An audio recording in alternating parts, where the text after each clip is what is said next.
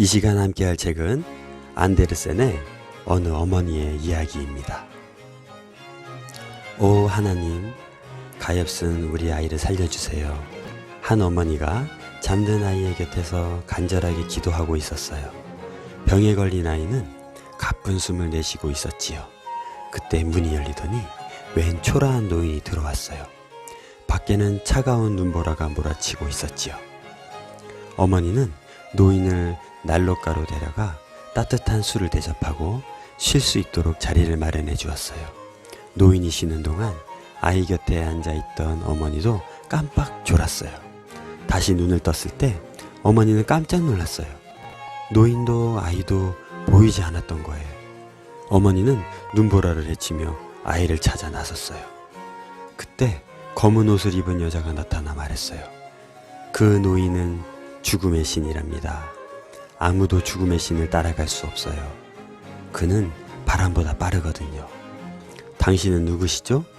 우리 아이가 어디로 갔는지 제발 가르쳐 주세요. 어머니는 눈물을 흘리며 매달렸어요. 나는 밤이랍니다.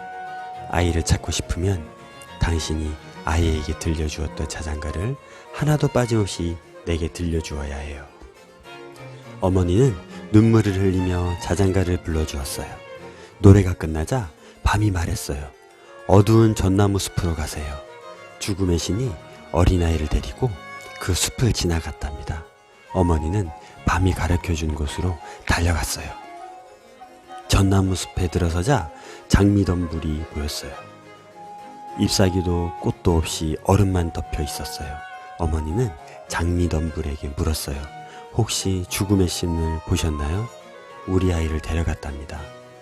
봤어요. 하지만 당신의 가슴으로 나를 녹여주어야만 해요. 어머니는 장미덤불을 끌어안았어요. 가시에 찔려 피가 났지만 꾹 참았지요. 잠시 후 장미덤불은 빨간 꽃을 피웠어요. 저쪽 호숫가로 가보세요. 죽음의 신은 그리로 지나갔답니다. 어머니는 호숫가로 달려갔어요. 하지만 배가 없어 건널 수가 없었어요. 그때 호수가 말했어요. 당신의 눈은 진주보다 아름답군요. 나에게 두 눈을 준다면 맞은편 기슭까지 데려다 드리지요. 어머니는 울고 또 울었어요. 더 이상 눈물이 나오지 않을 때쯤 두 눈이 호수 밑으로 가라앉더니 아름다운 진주가 되었지요. 호수는 둥실둥실 어머니를 맞은편 기슭으로 데려다 주었어요. 그곳에는 산처럼 크고 기다란 집이 있었어요. 하지만 두 눈을 잃은 어머니에게는 아무것도 보이지 않았지요. 죽음의 신을 만나려면 어디로 가야 할까? 어머니가 중얼거렸어요. 그 소리를 들은 묘지기 할머니가 말했어요. 아직 돌아오시지 않았어요. 이 수많은 나무들 중에 당신 아이의 나무도 있을 테니 심장의 고동 소리로 찾아보세요. 그러고는 자신의 흰 머리카락과 어머니의 까만 머리카락을 바꾸자고 했어요. 머리가 하얗게 변한 어머니는 나무들이 빽빽한 숲으로 들어갔어요. 어머니는 귀를 잔뜩 기울여 나무들의 심장 소리를 들었지요. 마침내 어머니는 자기 아이의 심장 소리를 찾아냈어요. 그러자 묘지기 할머니가 말했어요. 꽃에 손을 대지 말아요. 죽음의 신이 오면 꽃을 뽑겠다고 겁을 주세요. 그럼 아이를 찾을 수 있을 테니까요. 잠시 후 죽음의 신이 나타났어요. 어머니는 옆에 있던 아름다운 꽃을 양손에 하나씩 쥐고 소리쳤어요. 제 아이를 돌려주세요. 그렇지 않으면 이 꽃을 모두 뽑아버릴 거예요. 그러자 죽음의 신이 깜짝 놀라 소리쳤어요. 제발 그만둬. 그 꽃을 뽑으면 다른 아이들이 죽게 돼. 그 말에 어머니는 꽃을 놓을 수밖에 없었어요. 죽음의 신이 잔잔한 목소리로 말했어요. 자, 여기 당신의 눈을 받으시오. 그리고 옆에 있는 우물을 들여다보시오. 그럼 당신이 방금 뽑으려 했던 꽃들이 어떤 꽃들이었는지 볼 수 있을 것이요. 다시 앞을 볼 수 있게 되자 어머니는 우물가로 갔어요. 우물 속에 하나의 꽃이 보였어요. 그 꽃은 세상 곳곳에 행복과 기쁨을 나눠주고 있었지요. 그리고 또 다른 꽃도 보았어요. 그 꽃은 슬픔과 고통, 두려움과 불행으로 가득 차 있었어요. 어느 쪽이 불행의 꽃이고 어느 쪽이 행복의 꽃인가요? 어머니가 물었어요. 그건 알 수 없지. 다만 둘 중 하나가 당신 아이의 꽃이라는 것만은 분명해. 당신이 본 것은 그 아이의 운명이야. 어머니는 두려움에 떨며 소리쳤어요. 가르쳐 주세요. 어느 쪽이 우리 아이죠? 제발 제 아이를 불행에서 구해주세요. 죽음의 신이 말했어요. 당신의 아이를 돌려달라는 건가? 다시 살릴 수는 있지만 불행해질지도 모르는데. 어머니는 손을 꼭 쥐고 하나님께 기도했어요. 하나님, 잘못된 제 기도에 귀 기울이지 마시고 오직 당신의 뜻대로 하옵소서. 당신의 뜻이야말로 가장 고귀한 것이옵니다.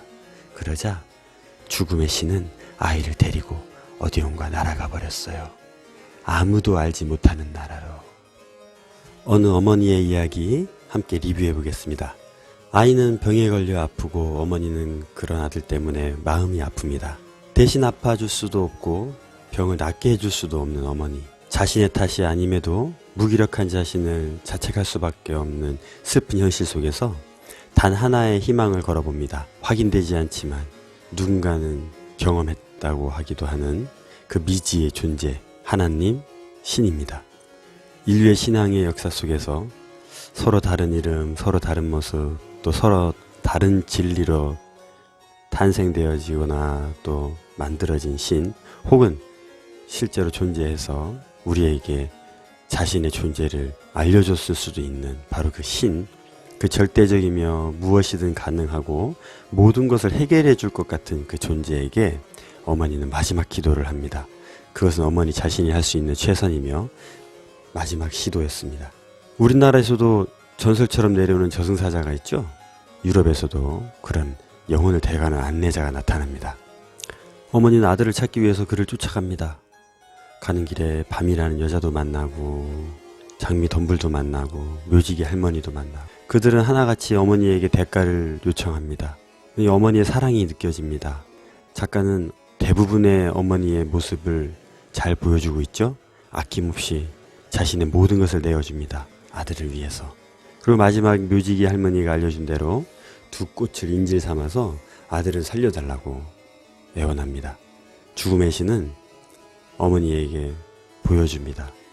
그 꽃이 하나는 행복이고 또 하나는 슬픔이라는 것을. 어느 쪽이 아들인지는 자신도 모른다고 합니다. 어느 하나를 뽑으면 어느 하나가 사라지는 아주 극단적 선택을 해야 되는 어머니. 미래를 알 수 없는 우리에게 어쩌면 불가능한 선택의 순간이었을 겁니다. 어머니의 선택에는 행복과 불행이 동시에 발생하기 때문이죠. 어느 것을 선택하더라도 후회가 남게 되는 상황입니다. 정말로 우리에게 이런 선택의 순간이 주어진다면 얼마나 고통스러울까요, 그것이. 그래서 어머니는 신에게 맡깁니다. 그의 뜻을 구했고 신은 원래 계획했던 대로 아들을 데리고 갑니다. 아무도 알지 못하는 나라로.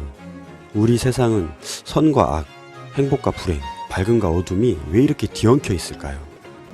안데르센은 가장 솔직하고 인간다운 문장으로 이 책을 냈습니다.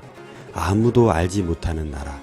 우리는 간혹 천국을 경험했네, 극락을 경험했네 하는 사람들을 만나는데, 심지어 금성을 다녀왔다는 사람도 있고요.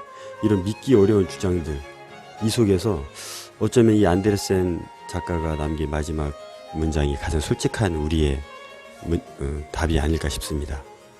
인간은 과연 우주 밖을 알 수 있을까요? 그런 능력이 있을까요? 우리에게 주어진 한계에 막혀서 우리가 극복할 수 없는 무언가 있진 않을까요? 오늘도 행복한 하루 보내시고 다음 책에서 다시 만날게요.